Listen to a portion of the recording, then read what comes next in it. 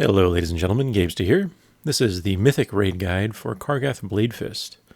And this fight is appropriately fairly simple for the first Mythic encounter, as you'd expect just coming off the normal or heroic version of this. It does add a few new elements, which as always we'll discuss the intricacies of. But overall the goal here is to avoid a lot of extra ground attacks and mechanics, dealing with the crowd's favor buff to enable you to do more damage as necessary, and dealing with the tigers that will come out of the pit and attack you. So with that, let's get into the specifics and talk about taking down Kargath on Mythic difficulty. So the first addition on Mythic to understand is Roar of the Crowd. And this ability is essentially an alternate energy bar that you'll see on your UI depending on how it's set up. For my UI in particular, it's built into my unit frame, so you can't really see it, but I popped up an image there in the middle. You can see what the default frame will look like, of course. So it's just an alternate bar that'll fill up to 100. The idea here is that as you perform tasks that the crowd enjoys, they'll cheer on your raid, and this bar will fill up. As you perform tasks that they don't approve of, this bar will go down.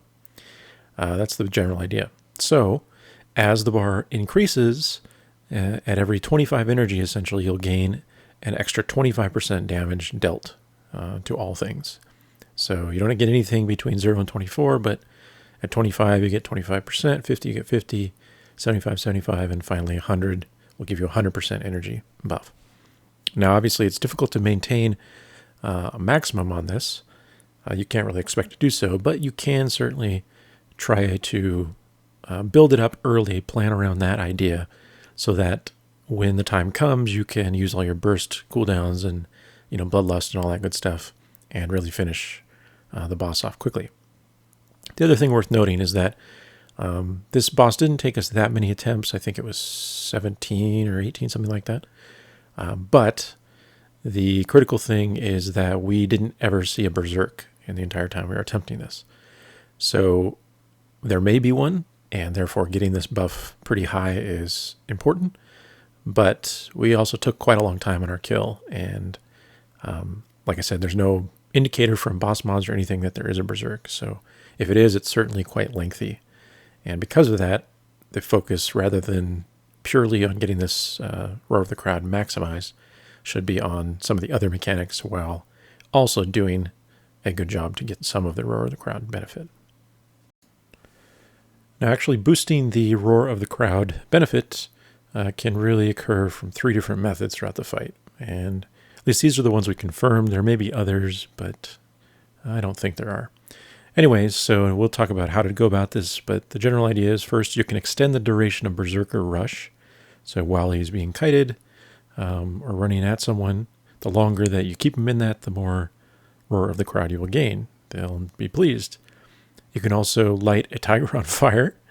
The tigers in the Mythic version will chase people, so you can run them through fire, and they will get stunned for 10 seconds, and you can then get some energy from that. And then lastly, the team that's shot up into these stands by Chain Hurl can kill the Iron Grunts, the sort of non-elite weak mobs that are always hanging around there, and each one of those you kill will give you some amount of Roar of the Crowd as well. So the easiest thing you can do early on to boost your favor with the crowd is to prolong Berserker Rush, usually in the form of kiting the boss during the 20-second duration. You can also soak the damage through cooldowns or whatnot, and we'll talk about that in a moment.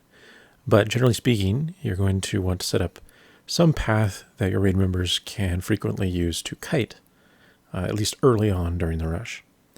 So here you can see a top-down view. This is the basic setup we're using. It worked pretty well. Obviously, this is looking at what you might call the back of the room, where you exit after you defeat the boss, because there's a little more open space there. And we have 2 raid marker positions, where A and B are marked here, opposite one another.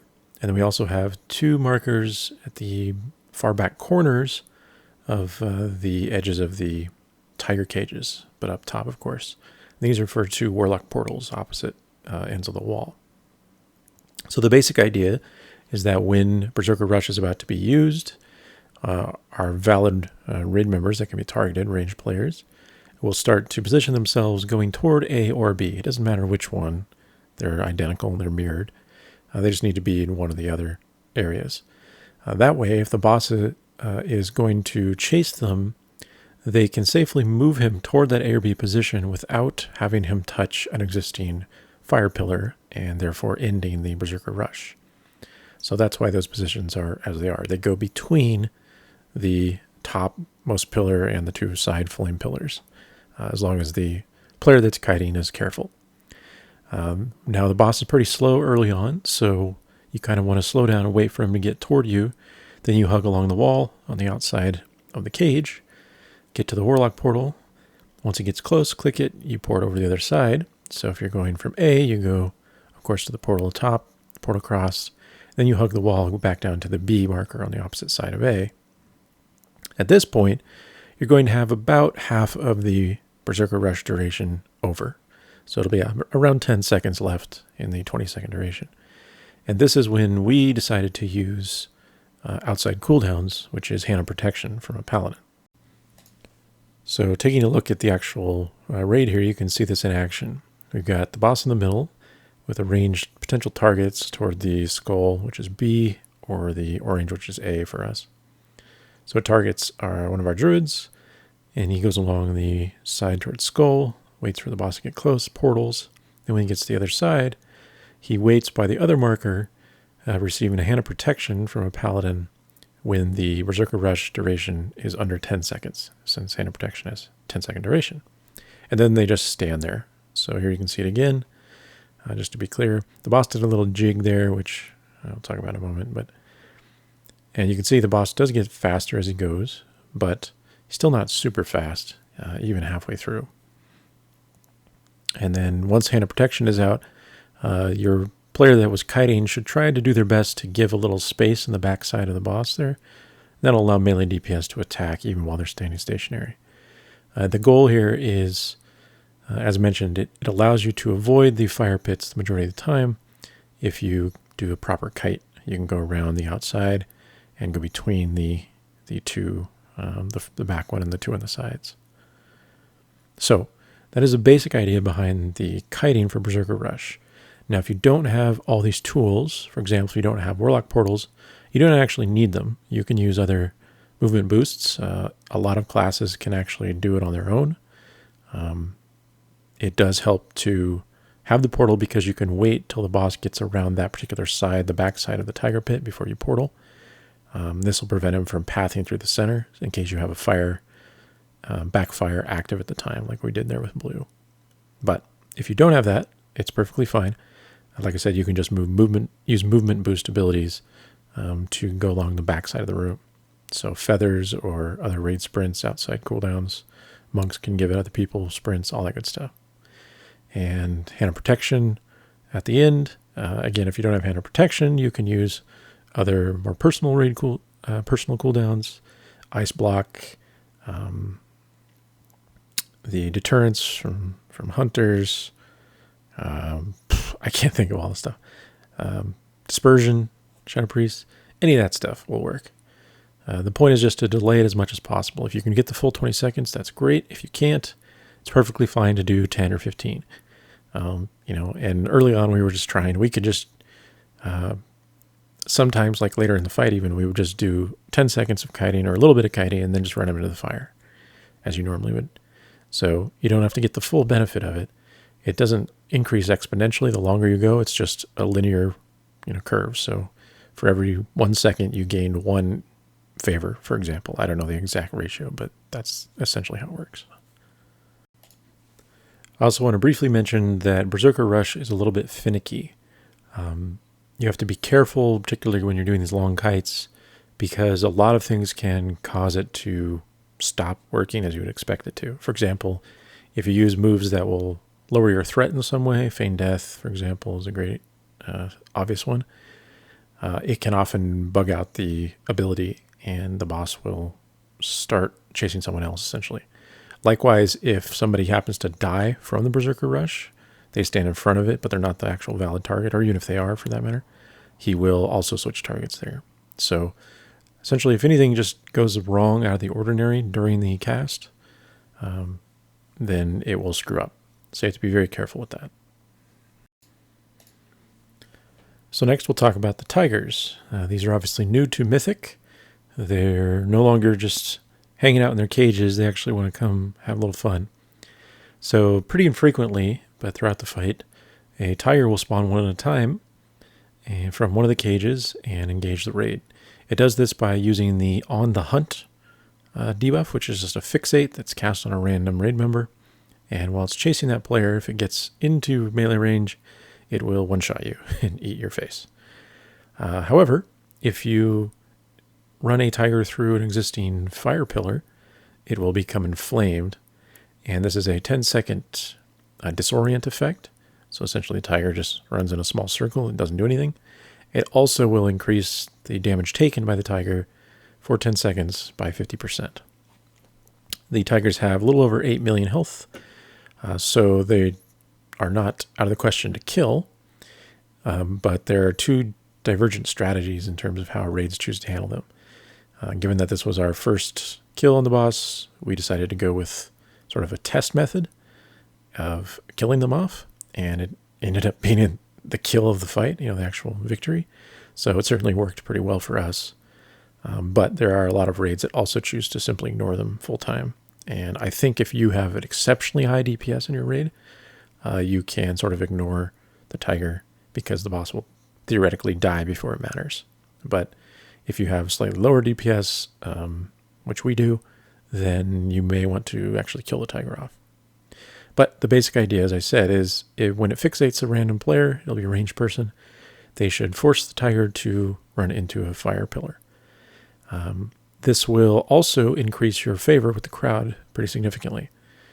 Every time the tiger hits a pillar, it will be disoriented and give you favor. The one thing to be careful of is trying to use the same pillar over and over for the same tiger. What we found is you have to run it out for a period. You can't just stay behind the same flame pillar and expect it to be stunned immediately once again.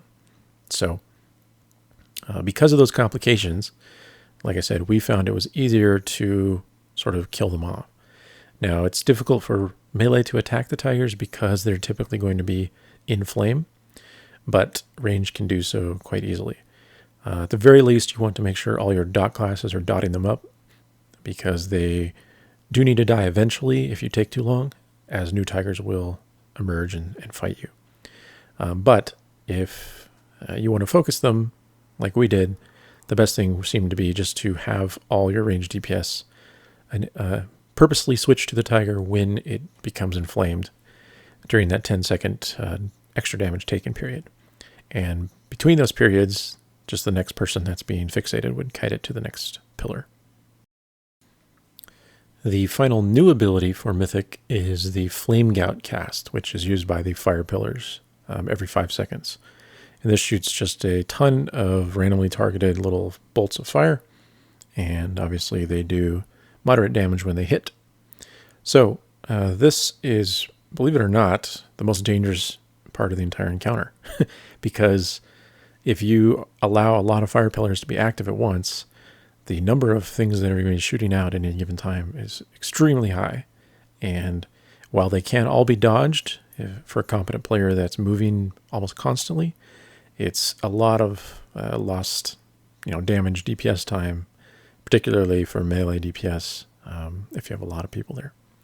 So to handle these, the best thing to do is to actually destroy extra fire pillars on purpose very frequently, far more than you would really do on normal or even heroic difficulty.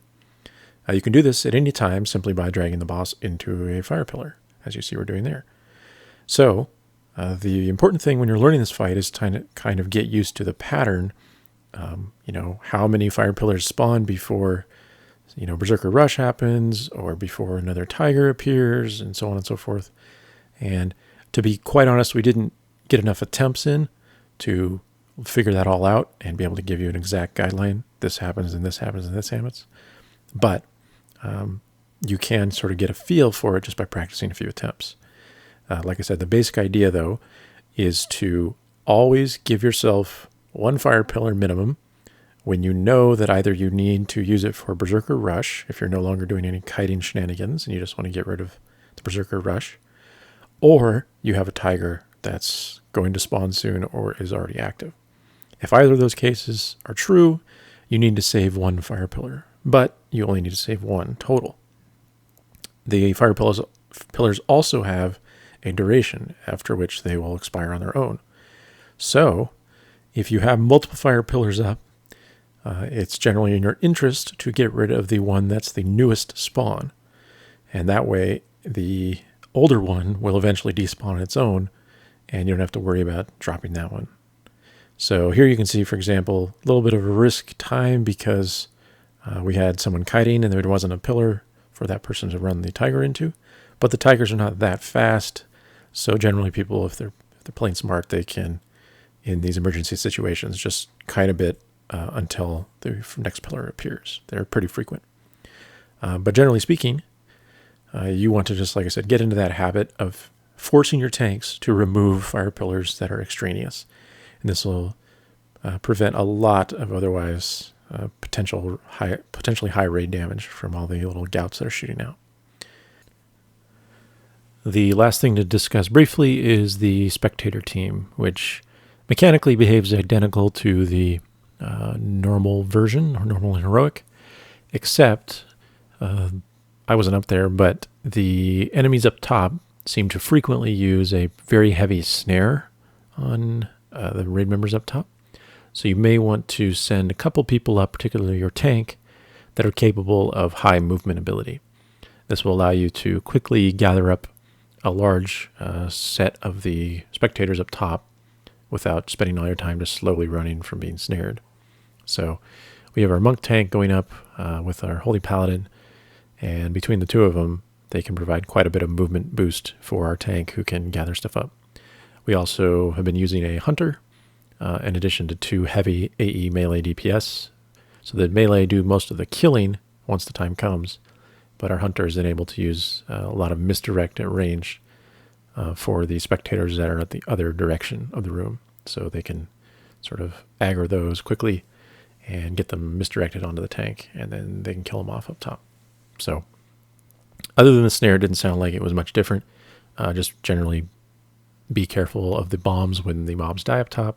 Try to kill off the big ones in particular because they throw stuff on the ground down below, but you also want to kill off the Iron Grunts because they will give you favor, which increases your damage overall. So I think that does it for Mythic Kargath Bladefist. As always, good luck, thanks for watching, and I'll see you next time.